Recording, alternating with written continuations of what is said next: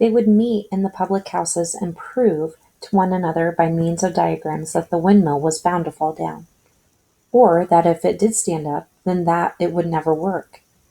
And yet, against their will, they had developed a certain respect for the efficiency with which the animals were managing their own affairs. One symptom of this was that they had begun to call Animal Farm by its proper name, and ceased to pretend that it was called the Manor Farm.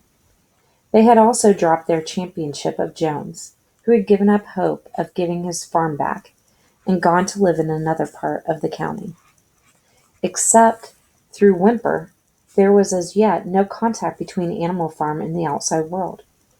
But there were constant rumors that Napoleon was about to enter into a definite business agreement either with Mr. Pillington of Foxwood or with Mr. Frederick of Pinchfield, but never, it was noticed, with both simultaneously.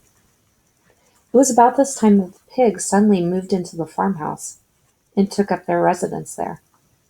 Again, the animals seemed to remember that a resolution against this had been passed in early days, and again Squealer was able to convince them that this was not the case. It was absolutely necessary, he said, that the pigs, who were the brains of the farm, should have a quiet place to work in.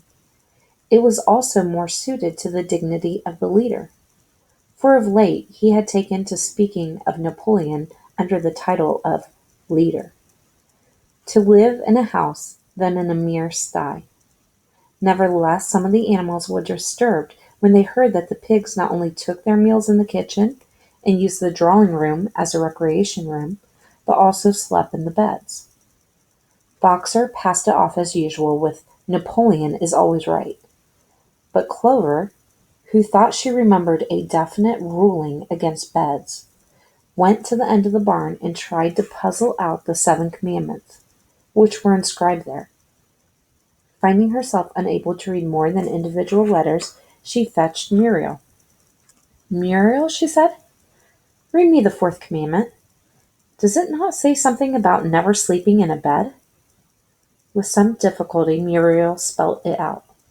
"It says, 'No animal shall sleep in a bed with sheets,'" she announced finally.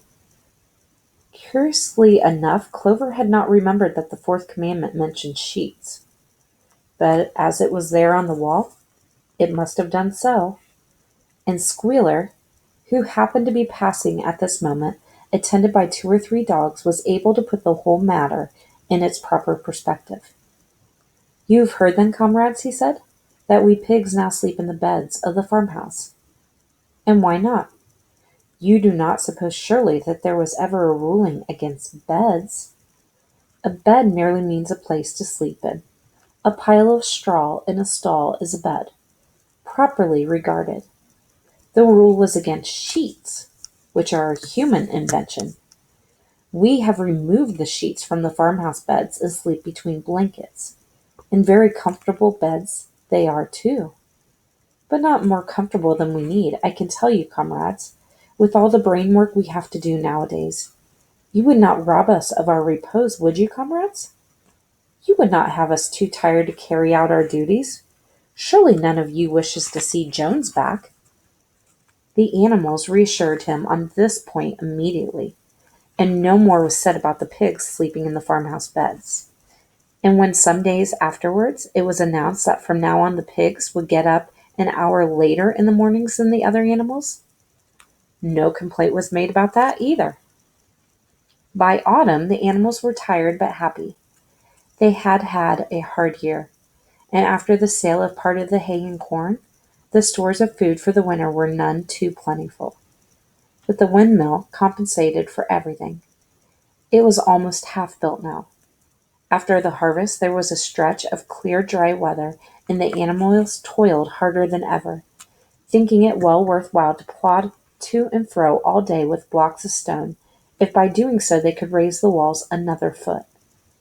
Boxer would even come out at nights and work for an hour or two on his own by the light of the harvest moon. In their spare moments the animals would walk round and round the half-finished mill, admiring the strength and perpendicularity of its walls and marveling that they should ever have been able to build anything so imposing. Only old Benjamin refused to grow enthusiastic about the windmill, though, as usual, he would utter nothing beyond the cryptic remark that donkeys live a long time. November came, with raging southwest winds. Building had to stop because it was now too wet to mix the cement. Finally there came a night when the gale was so violent that the farm buildings rocked on their foundations, and several tiles were blown off the roof of the barn.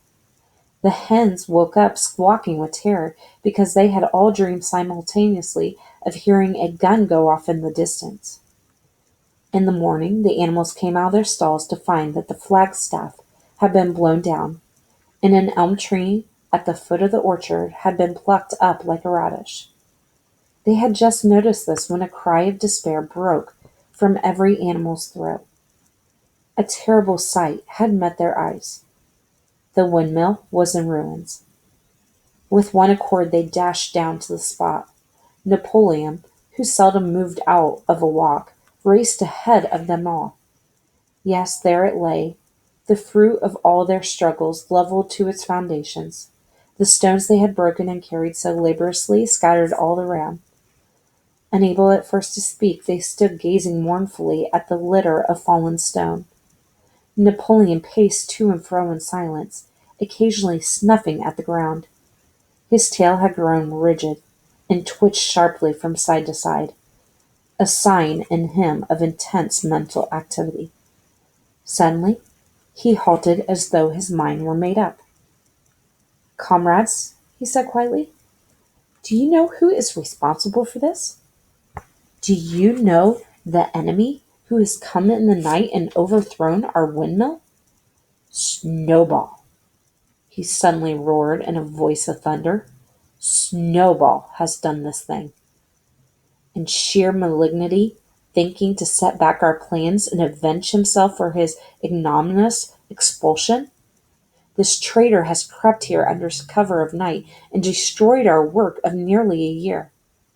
Comrades, here and now I pronounce the death sentence upon Snowball. Animal hero second class, and half a bushel of apples to any animal who brings him to justice, a full bushel to anyone who captures him alive." The animals were shocked beyond measure to learn that even Snowball could be guilty of such an action. There was a cry of indignation, and everyone began thinking out ways of catching Snowball if he should ever come back. Almost immediately the footprints of a pig were discovered in the grass at a little distance from the knoll. They could only be traced for a few yards, but appeared to lead to a hole in the hedge.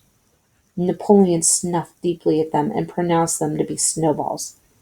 He gave it as his opinion that Snowball had probably come from the direction of Foxwood Farm.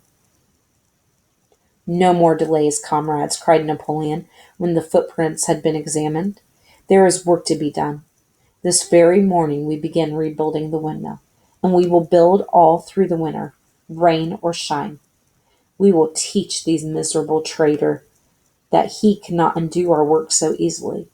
Remember, comrades, there must be no alteration in our plans. They shall be carried out to the day. Forward, comrades! Long live the windmill! Long live Animal Farm!"